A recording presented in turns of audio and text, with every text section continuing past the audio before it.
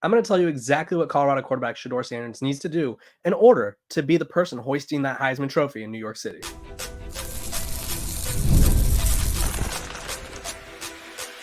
You are Locked On Buffs, your daily podcast on the Colorado Buffaloes, part of the Locked On Podcast Network, your team every day. Welcome to Locked On Buffs. I am your host, Kevin Borba. Today's episode of Locked On Buffs is brought to you by the Locked On Podcast Network. It's your team every day for free and available wherever you get your podcasts. We are also brought to you by FanDuel. Make every moment more as playoffs wind down. The sports stop sporting like we want them to. But this summer, FanDuel is hooking up all customers with a booster bonus daily. That's right. There's something for everyone every day, all summer long. Visit FanDuel.com/LockedOn to get started. We have a very exciting episode in front of us today. We're talking Shedeur Sanders, Julian Lewis, and some NBA. So stay tuned. Stay tuned. You're already tuned in. I appreciate you guys for joining. Let's talk about it. I saw an interesting comment in one of my past episodes where I was like talking about Shedeur Sanders' Heisman hopes and what record he needed in order to essentially win the Heisman. Now, obviously, the award shouldn't be based off of the best player on the best team winning the trophy, yet that's sometimes or many times is what it comes down to. The best player on one of, or if not the best team in the country, winning the award. There's one exception, and I'm going to tell you basically the prerequisites. We all know what prerequisites are. If you don't, it's kind of like what's required just to be in the conversation, just to be the person holding it. Shedeur Sanders, obviously, he has the talent, he has the skill set, he has the pieces around him, but will it all come together in order for him to be the guy holding the trophy in New York City ahead of names like Ollie Gordon, Quinn Ewers, Carson Beck, whoever else, Jalen Daniels? I'm going to tell you exactly what he needs. So I went through the past 10 Heisman winners, which are dating back to the beginning of the college football playoff era, which spans from Marcus Mariota to obviously Jalen Daniels this past year. I'm going to tell you everything that they all had in common and sort of where Shedeur Sanders ranked in 2023. Now, obviously, let me preface this by saying, one, I'm well aware that Colorado will be a lot better in 2024 than they were in 2023. I know Shedeur Sanders missed a game due to injury, basically 2 games with the Washington State game, if you want to count that. I know. I get it. I preface this already. I know he missed time. I know the team was terrible, and I know he still put up numbers, but he still has to sort of reach these marks, not because it's required, but just because the trends tell us so. So let's take a look. First of all, every quarterback since 2014, which is when I went back to, which is the college football playoff era, every quarterback has had at least 40 touchdown passes except for one Mr. Lamar Jackson, who rushed, and this sounds insane, for 1,500 yards and 21 touchdowns. So Lamar Jackson is the only quarterback to not have 40 passing touchdowns. Next, every quarterback had at least 4,000 passing yards except for Jalen Daniels in 2023. He came up about 200 yards short. He had 3,800 and some change, 3,812. But he also rushed for 1,100 yards and 10 touchdowns. So basically, if your quarterback isn't going to either throw for 40 touchdowns or 4,000 yards, what do they need to do? Say with me, everyone. They need to be a true elite dual threat quarterback. Now, Shedeur Sanders, very good athlete. I think he's very underrated in terms of his athleticism. I obviously think that he is a more savvy pocket passer than both Jalen Daniels and Lamar Jackson, but he does not have, or at least he hasn't shown the ability to sort of just be a burner and like run for 100 yards a game. That's just not his game. That's okay. When he's avoiding the rush, when he has time to actually avoid the rush and not just run for his life, he is looking to throw the ball. Like, he is keeping his eyes downfield, which is a trait that NFL teams love. So obviously at the end of the day, being an elite scrambler isn't necessary for your NFL career. But for the Heisman, it does help because it gives you those Heisman moments, like Lamar Jackson hurtling I think it was Syracuse or Clemson, one of the two. He was hurtling someone where everyone was like, oh my goodness. Like, that's another thing. This is something that every Heisman winner ever has in common. It's a Heisman moment. So whatever it may be, whether it's leading a team back from down as touchdown or down 3, like Bryce Young's Heisman moment was probably one of his game-winning drives during his final season in Alabama. That's just how it goes. Your Heisman moment is a play or a drive where it's like, that is the moment where insert name here, clinch the Heisman. So he obviously will need that. Not really sure when that would come, he would obviously have to be in contention. So, also, like I said, the award should go to the most worthy player, but that doesn't mean it doesn't go to a player that's on the best team or one of the best teams. So, dating back to 2014, these are the records that every guy finished with that won the Heisman. Marcus Mariota, who they made the playoff that year, 13-2. Derrick Henry, running back, also for the people saying Travis Hunter could win the Heisman, he would have to have a monster season. There's only 2 players in the playoff era to win the Heisman Trophy. Both of them played for Alabama, and both of them were on title-winning teams. So very tough uphill battle for him, unless Colorado is obviously contending for a title. So Marcus Mariota in Oregon, they went 13-2. Bama and Derrick Henry went 14-1. Louisville and Lamar Jackson, 9-4, and they did not play for a conference title. The only quarterback on this team to A, not reach 10 wins, and B, not play for, or the only player, to not play for a conference title. It was Clemson versus Virginia that year, or Virginia Tech, one of the Virginias, sorry. Oklahoma had Baker and Kyler back-to-back. They went 12-2 both of those years. Obviously, they made the playoff. LSU, 15-0 with Joe Burrow. They won it all. Devontae Smith, 13-0. Bryce Young, Alabama, 13-2. Caleb Williams, he didn't make the playoff, but he did play for a Pac-12 title, 11-3. And then this past year, Jaden Daniels, they went 10-3, which is outside Lamar Jackson, the worst record.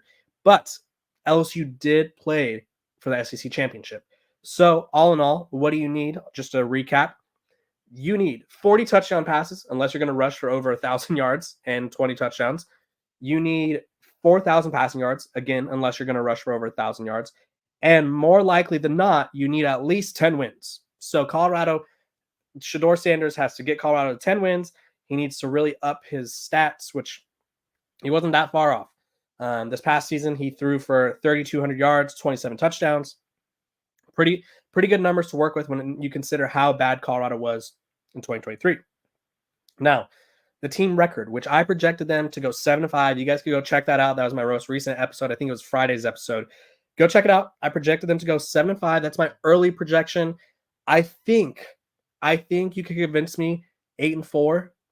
I think that'd be like a really good point for them, like a really good sort of good year for them. I think 7-5 is a good year for them. A bowl game, that's almost double their win total from last year, and their win total heading into the season is 5.5, which basically you're two-ish games over that. So obviously, I think Colorado is bowl bound. Will it be enough for Shedeur Sanders? If it's my record projection, Shedeur Sanders would need to have like 5,000 yards, 50 touchdowns. Like that, he would have to have an exquisite year, and it would have to more so be on the defense for like not holding up there into the bargain, like where it's like Lamar Jackson. It's like he did so much, he just didn't have the team around him. That's sort of the path that Shedeur Sanders would need to win the Heisman, I would think. So you guys comment below, which one of those categories or aspects do you think will hurt Shedeur Sanders the most? Will it be his touchdowns? I don't think so. His passing yards? Doubt it. Or the team's record? You guys comment below what you think. So that way we could kind of discuss in the comments and see where everyone's at, if you will. When we come back, we got some great news on 5-star quarterback Julian Lewis. This episode of Locked On Buffs is brought to you by our sponsors over at FanDuel. I love sports. I love them so much.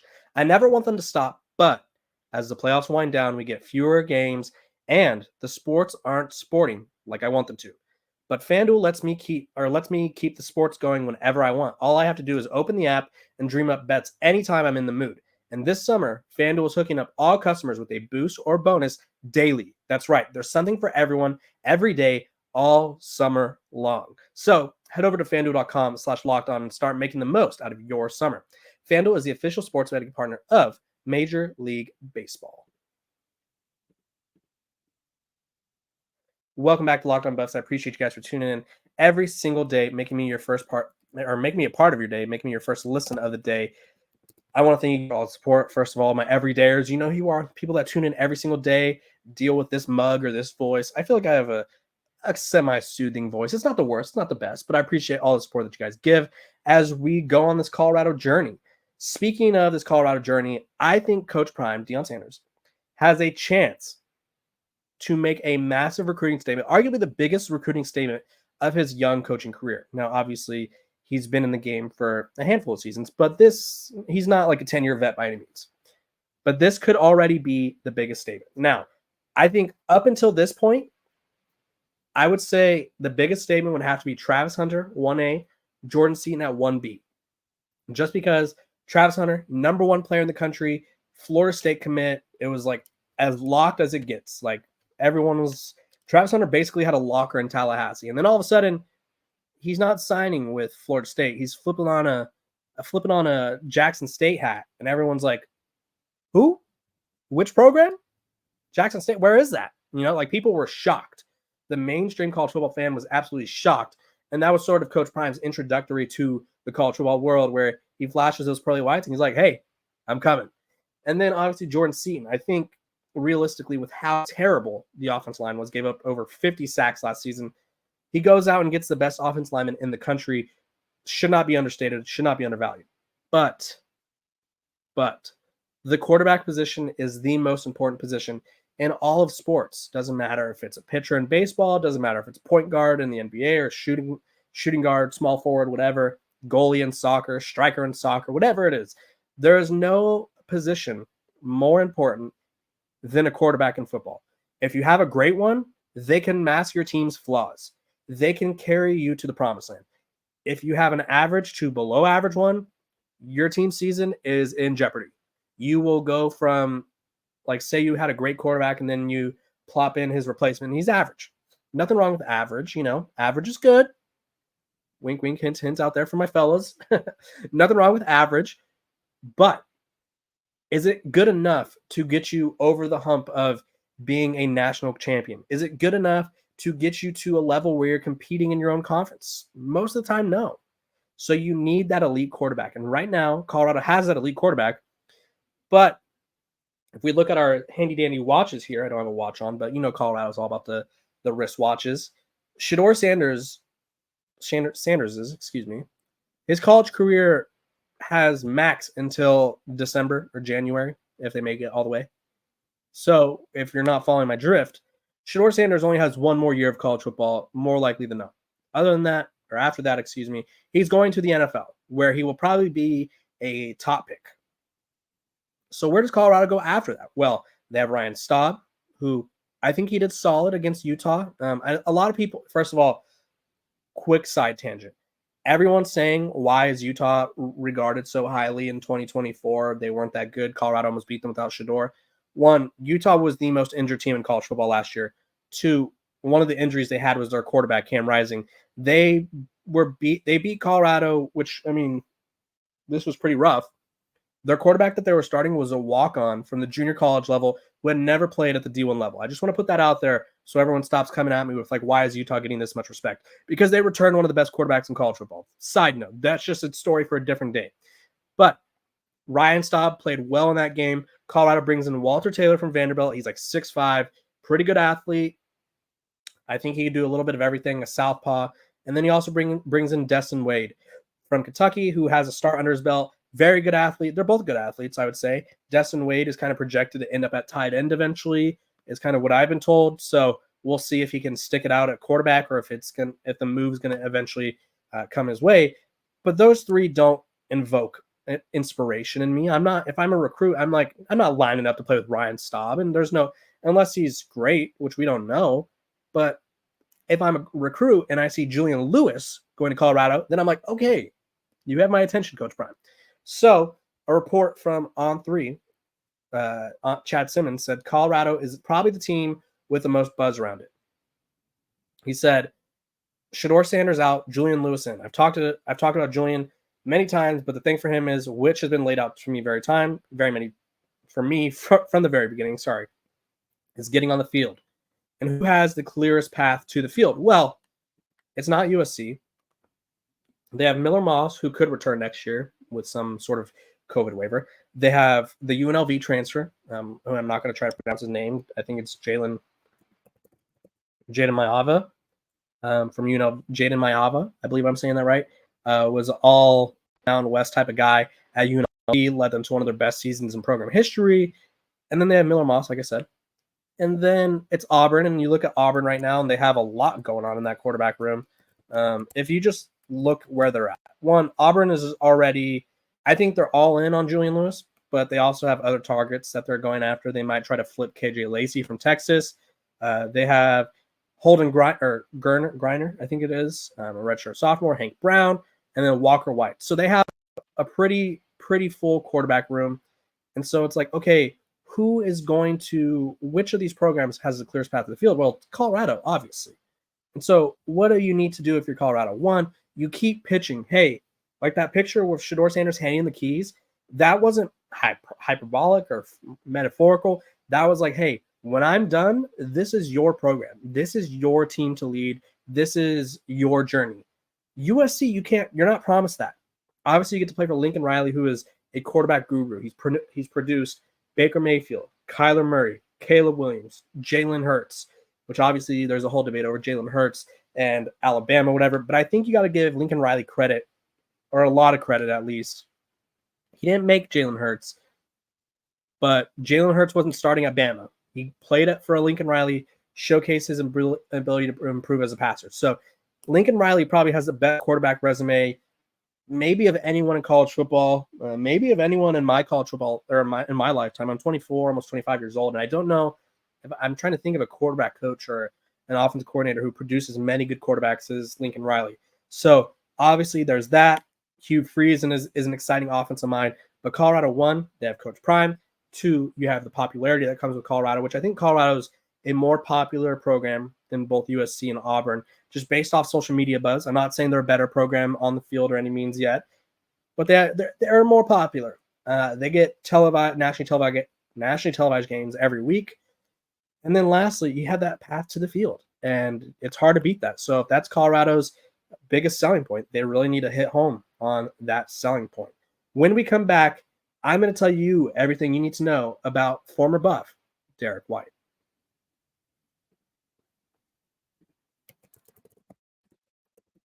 Welcome back to Locked On Buffs. Appreciate you guys for tuning in every single day, making me your first listen of the day, making me a part of your day. Sorry. Derrick White, former Colorado legend. If you guys don't remember, if you guys are new to the sort of Colorado scene, let me tell you a little bit about Derrick White. He was obviously he's from Parker, Colorado, right? High school career, he attended Legend High School, a brand new high school in Parker. He was in the first graduating class, was a freshman on the basketball team, played with 11 freshmen. They only won one league game. As a senior, he averaged 17 points, 3 rebounds, 3 assists, 2.1 steals, scored over 1,000 points. 6-foot combo guard, not crazy size, not really, didn't really stand out at anything. Like he wasn't super athletic, wasn't an elite defender, but he did grow a couple inches. And there was only one coach that really showed interest in him. So he started his career off at Colorado, or Division II, Colorado Springs, the University of Colorado Springs, excuse me. And then he ended up transferring to Boulder, transferring to Colorado, where he had a solid year. Nothing to be ashamed of, really. Look at what he did. He was named All-American during the 2015 season with Colorado. Then he transferred to Colorado, played for Tad Boyle, sat out the 2015-2016 season because obviously that was pre-transfer portal. And then he averaged 18 points and was a first-team All-Pac-12 and first-team he was a member of the All-Defensive team. So, yeah, that's his resume. I was reading it to you guys, and impressive. Gets to the NBA, and I don't think anyone expected a lot of him. He was the 29th overall pick of the first round of the 2017 draft. Spent some time with the Spurs, spent some time with their G League team. Then in 2022, ends up going to Boston. And in Boston, he has completely found his stride. He just helped him win a title. He's a 2-time all NBA defensive second team, sort of like the glue guy for the Boston Celtics as they look to start a new dynasty. And on Monday, July 1st, he got a fat new contract worth nearly $126 million, 4 years. He's going to run it back with the Celtics as they also re-sign Jason Tatum. They have Drew Holiday, Jaylen Brown, Kristaps Porzingis. They have all these guys, and it's really looking like the Celtics are going to make a very, very hard push to go back-to-back in the NBA, which, I mean, it's always up for grabs, but I do think that they have a really good chance, and I think Derrick White could be a catalyst of another title run for the Boston Celtics. So that is my update on Derrick White. I appreciate you guys for tuning in to this episode of Locked on Buffs. Make sure to like, subscribe, follow, and I will see you guys tomorrow.